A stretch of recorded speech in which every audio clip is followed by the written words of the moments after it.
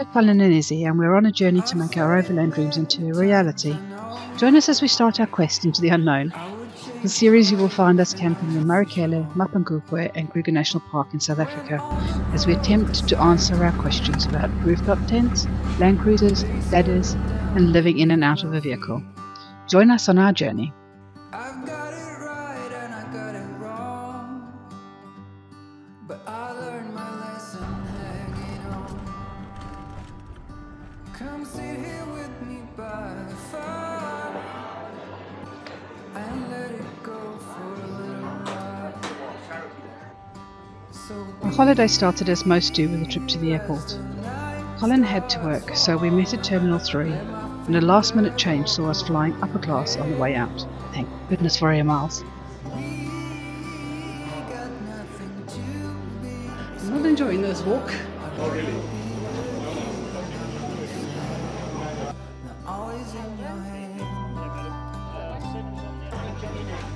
It's always great when you get to turn left on the airplane instead of right.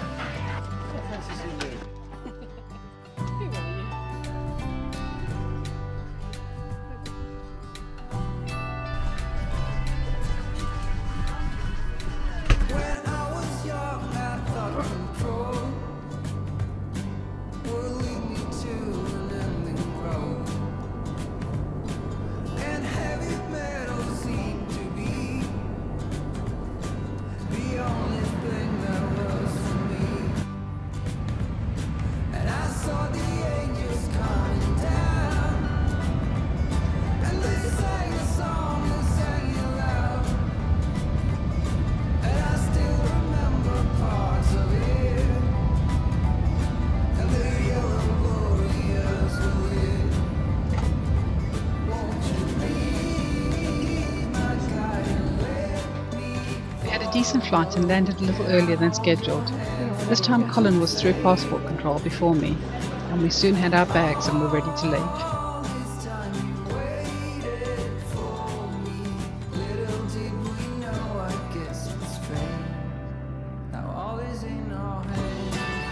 Our driver from Bristol met us at the airport, and a quick half hour later we were looking at our home for the next 2 weeks.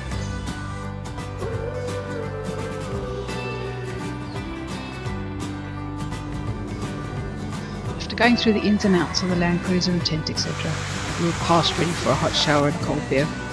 The hotel was a quick drive away, and soon we were relaxing in the sun with just that, nice and cold beer.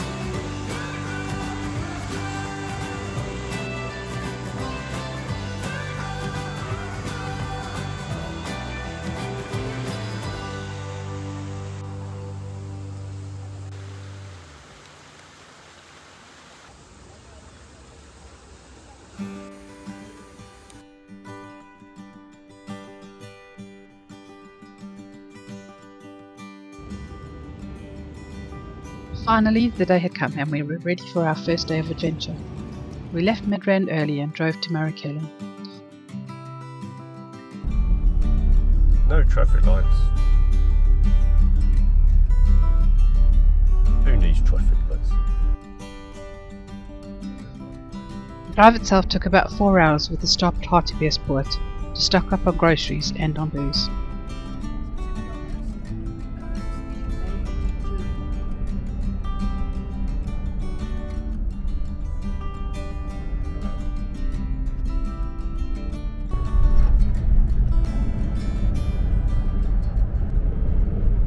Welcome to our South African trip.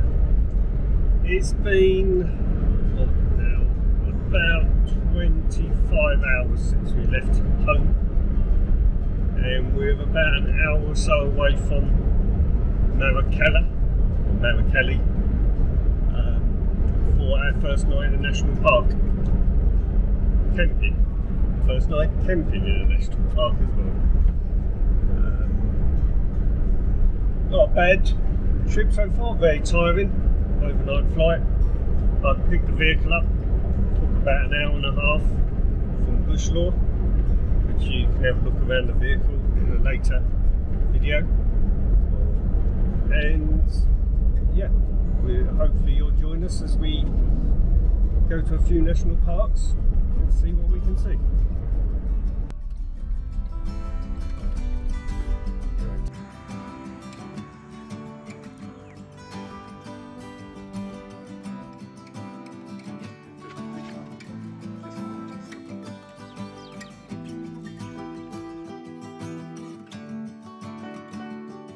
Our arrival at Marakele was a bit rushed and I didn't film very much. It was a relief to find a campsite and relax with a drink, and then it was time to put up the tent. All in all, we managed quite well, but we did miss having a stool or a ladder to get up onto the roof. Using the door was a little hairy. Lesson number 1 in this experiment: you will need a stool.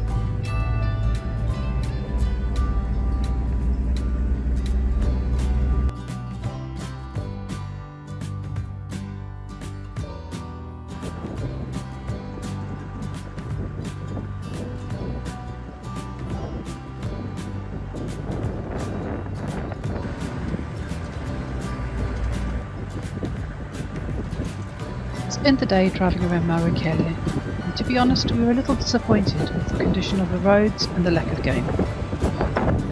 Granted, game sightings are never a guarantee, but after 4 long years, it was great to be back in Africa.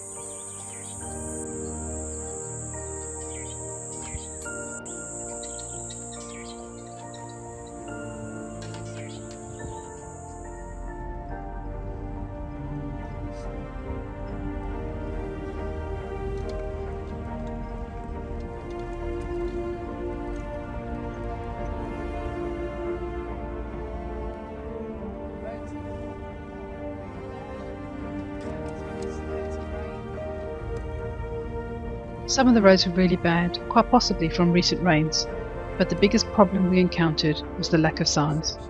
The little map we received at reception wasn't easy to use, and we did have a giggle at how often we got lost or ended up going in the wrong direction. Frankly, it's a miracle we got ourselves out of there. Remember this place, we might be seeing it again. I'm going to pull forward to see there is a sign. Probably says reception behind us. This one at the moment. It does.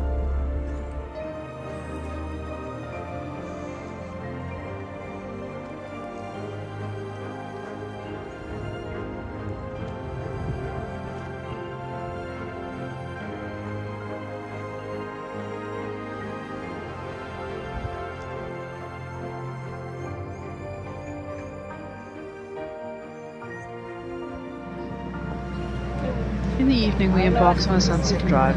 Again, not too much in the way of game, but a few nice sightings nonetheless.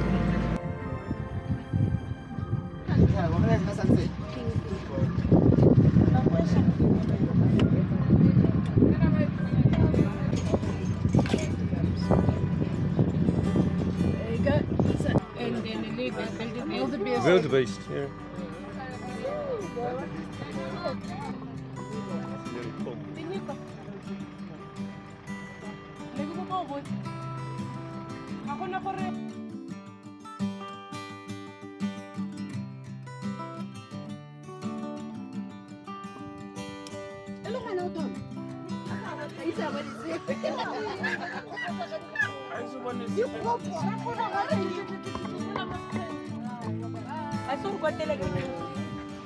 Bye bye.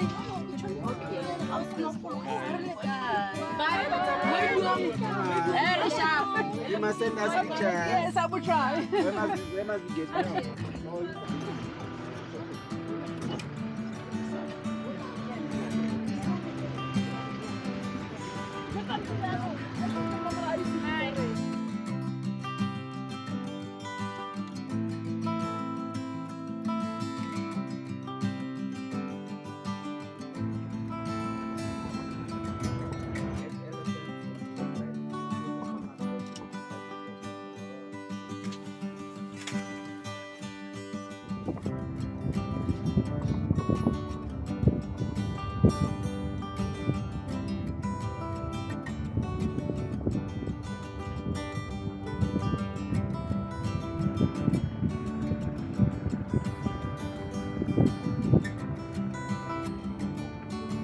The night section of the game drive was very long, not very much in the way of sightings, and by the time we got back we were really ready for that nice hot chocolate with a little bit of amarula.